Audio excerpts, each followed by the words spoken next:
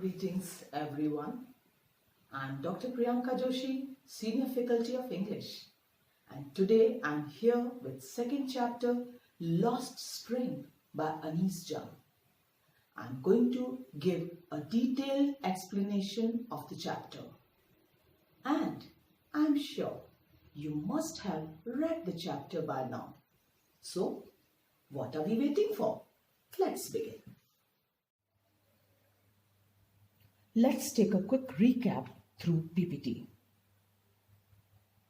The title, Lost Spring, itself uses a literary device, that's metaphor.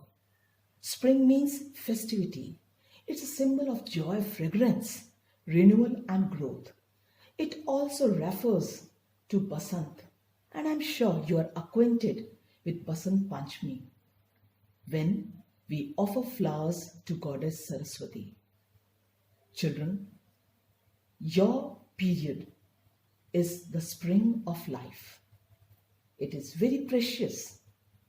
Unfortunately, the word lost before springs depicts that the children like Sahib and Mukesh, they have no spring in their life. And even the circumstances do not let them dream. You might have watched the movie like Traffic Signal or Slumdog Millionaire. I'm sure the sight or the hint that you could gather while watching the movie will help you to develop more sensitivity towards these unprivileged children. Let's discuss the theme. Here, the poor children are condemned in the life of exploitation, which results in loss of child of innocence. They're condemned to a life of abject poverty, grinding labor, and pathetic traditions. The story revolves around the pitiable condition of poor children who are forced to work and live in slums, and they work very hard in dirty surroundings and conditions. The first part describes the plight of poor rag pickers of Simapuri who have migrated from Bangladesh, and the second part describes the life of bangle makers of Firozabad. Now we start with the PPT for the first extract. Sometime I find a rupee in the garbage, part 1, scrounging for gold. If you see the word scrounging for gold, it's again a metaphor. And in the first paragraph itself, you come to know that they are there in the city, looking for gold in big city where he lives now. Looking for gold. Gold is a hyperbole, exaggeration, because they're looking for something expensive which can be their livelihood. You can see the picture of a rag picker, Sahib, who is very keen for education, but unfortunately no one is there to build a school for him, and he remains uneducated. He moves like an army of barefoot boys who appear like the morning birds and disappear at noon. The army of barefoot boys, again it's a metaphor, who appear like the morning birds and disappear at noon, gives a beautiful example of the simile. As the narrator asks the full name, and you see, the meaning is Lord of the Universe. His name is a total contrast to his adversity. You also might be remembered of Sahib-e-Alam, the name, and it hints me to the movie Mughal-e-Azam, in which Emperor Akbar was addressed by Anarkali as Sahib-e-Alam. See, Emperor Akbar, who was actually the Sahib-e-Alam at that time, and see this modern rag picker who hardly knows the meaning of his name. The author is also pained to see these young children walking barefoot. They are without slippers, without chappals, and the problem is that it's a tradition. They try to hide away their wants, their have-nots under the mere name of tradition, and they move around without shoes, barefooted. Now we move on quickly towards page 15, second paragraph.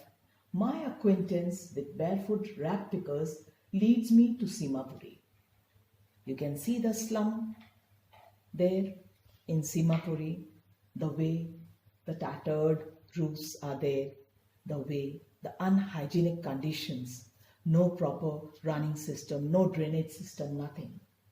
And here more than 10,000 rag pickers are living here since 1971. They have lived here for more than 30 years without an identity card,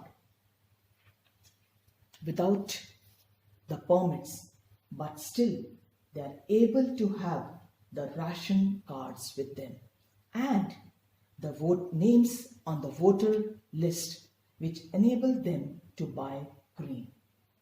Now one question comes to my mind, that despite being refugees, how come they gather the ration cards and they have their names in the voter ID list?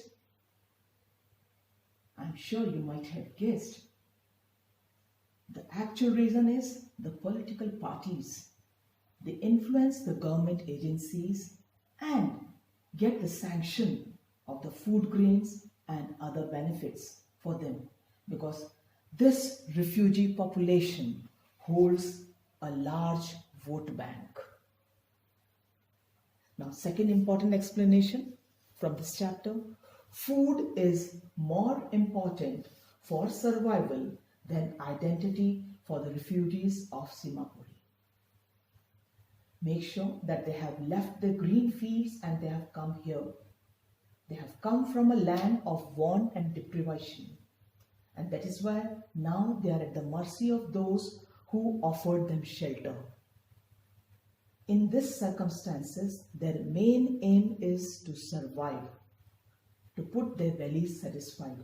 Hence, food becomes more important for them than their own identity.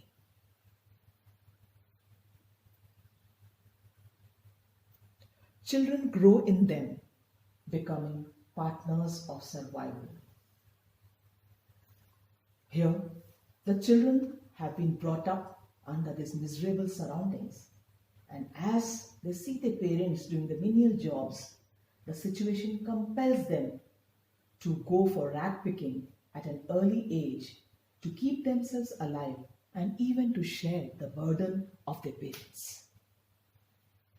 And in time, garbage picking becomes the lifeline of these rag pickers, because they are able to detect the useful materials from the unwanted garbage, and they consider it as a fine art. Over the years, this has become the sole source of survival, and most of the people in Simapuri have accepted it as their part of livelihood.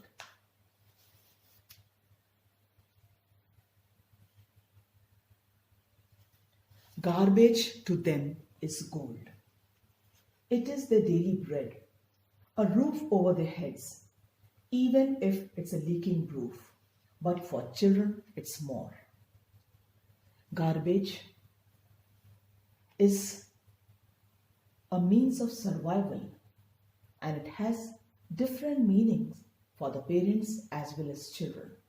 For children, it is wrapped with wonder. They take it to be a treasure hunt.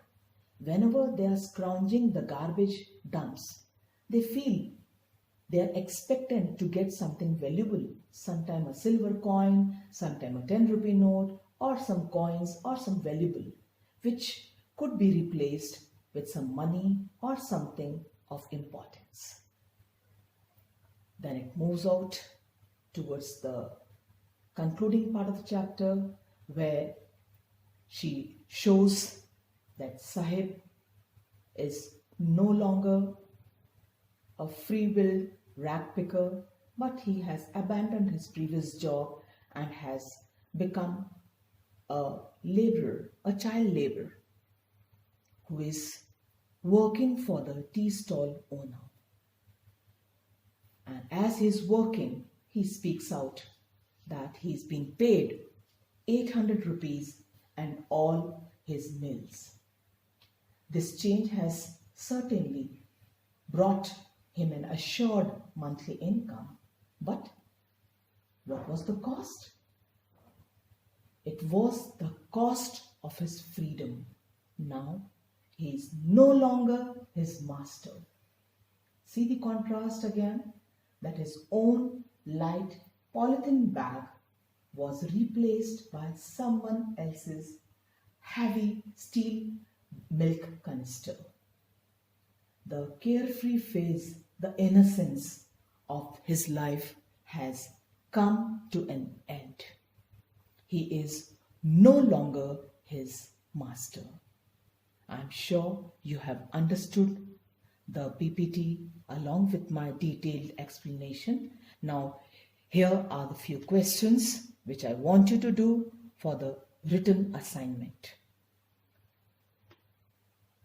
Why is the author embarrassed when Sahib inquires about her school? Second, describe the irony in the name. Third, why do slums like Simapuri mushroom around big cities? Fourth, despite being refugees, how do people in Simapuri have ration cards? Garbage is the lifeline of rag pickers of Simapuri. Explain. Sixth, how did Sahib's life change at the tea stall? I have explained them, given you enough hints, so I'm sure you will have no problem working out with your assignments. Stay safe, stay healthy. Goodbye.